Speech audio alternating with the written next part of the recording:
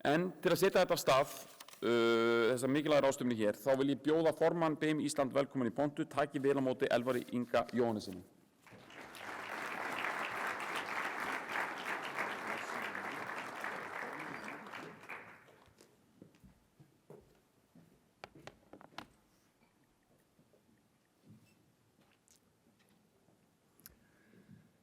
Góðan dag og takk fyrir góða opnun. Fyrir hönd stjórnar BIM Ísland vil ég bjóða ykkur velkomin. Before I continue, I would like to take a moment to address our international speakers and guests. We are very pleased to have you with us today, and it is especially nice to welcome some of you back. BIM Iceland is part of the Building Smart community, and events like this are one of the main ways we connect. For a small market like ours, they really matter. They help us stay in touch with what is happening elsewhere. They help us learn from your experience and allow us to share our own. We truly appreciate you taking the time to be here with us, and we hope you enjoy both the program and your stay in Iceland. So thank you for being here. En það ánægjulegt að sjá hversu mörg þið eru samankomin hér í dag á degi stafrænnar mannvirkjagerðar. Þetta í þriðja sinn sem þessi ráðstefna haldin með þessu sniði og hefur hún þroskast á hverju ári. Á fyrstu ráðstefnunni fyrir 3 árum síðan var megin áhersla á að kynna möguleika stafrænnar mannvirkjagerðar og miðla reynslu erlendis frá. Á síðustu ráðstefnu og nú aftur í ár hefur áherslan að hluta færst á íslenskan markað. Nú í auknum mæli fjallað verkefni hér á landi, hvernig þau hafa verið unnin og hvaða lærdóm má draga af þeim. Við erum ekki lengur bara að tala möguleika, heldur erum við líka að miðla reynslu okkar.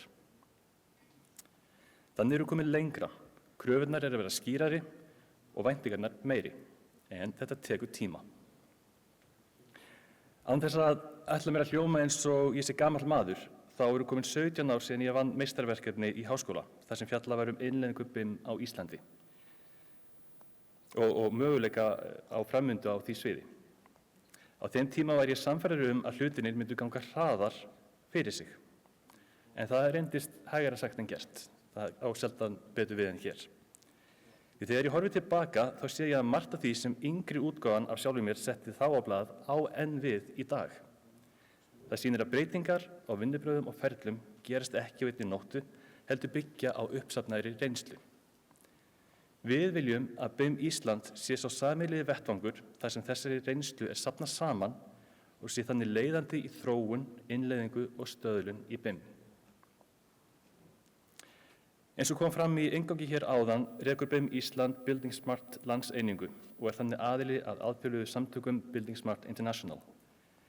Í gegnum það tökum við þátt í norrænu samstarfi Nordic BIM Hub, þar sem hafa myndast góðar tengingar og grunnur að samstarfi við nágrannaþjóðir okkar. Í Noregi og Svíþjóð eru til dæmis í gangi verkefni þar sem verið að þróa sameiginlegan grunn fyrir stafrænar upplýsingakröfur og vinnubrögð í mannvirkjagerð. Markmiðið að samræma nálganir og einfalda framkvæmd, þannig að við þurfum ekki öll að finna upp hjólið aftur og aftur. Þetta eru hlutir sem ég tel að við getum strax lært mikið af. Íslenskur mannvirkjageiri starfar innan lítils markaðar. Slíkt felur í sér bæði áskoranir og tækifæri. Tengsl milli aðila eru sterk og boðleiðir stuttar sem ættu að geta greitt fyrir innleiðingu nýrra vinnubragða. Þrátt fyrir það hefði þróunin mátt ganga hraðar hér á landi. Við erum þó ekki einu það því sambærilegar áskoranir má sjá á öðrum mörkuðum þar sem unnið að innleiðingu stafrænna vinnubragða. Á sama tíma ljóst að hraði breytinga að aukast. Með tilkomi gervigreindar stöndum við frammi fyrir nýrri stöðu þar sem möguleikarnir eru miklir og breytingarnar hraðari en flesta grunaði. Verkefni framundan því að finna jafnvægið milli tækninnar og þeirra vinnubragða sem hún á að styðja, þannig að hún nýtist í raun. Ég vona að dagskráin í dag veki áhuga og gefi bæði hugmyndir og hvata til að taka næstu skref í ykkar starfi. Markmiðið að efni sem hér sett fram sé hagnýtt, varpi ljósi á ólíkar nálganir og gefi tilefni til frekari umræðu. Jafnframt hefur verið lögð áhersla á að skapa rými fyrir samtal með góðum hléum í dagskráni. Ég hvet ykkur til að nýta þennan tíma vel, kynnast, ræða við samstarfsfólk og skiptast á reynslu og sjónarmiðum. Ég vil nýta tækifærið og þakka þeir sem hafa unnið að undirbúningi dagsins. Sérstakar þakkir fá undirbúningshópur stjórnar BIM Ísland og Kvarts fyrir skipulagningu og framkvæmd.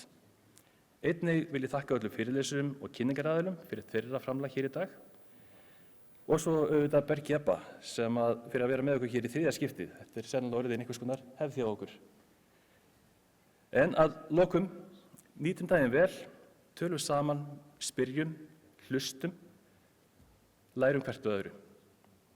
Góða skemmtun og njótið dagsins.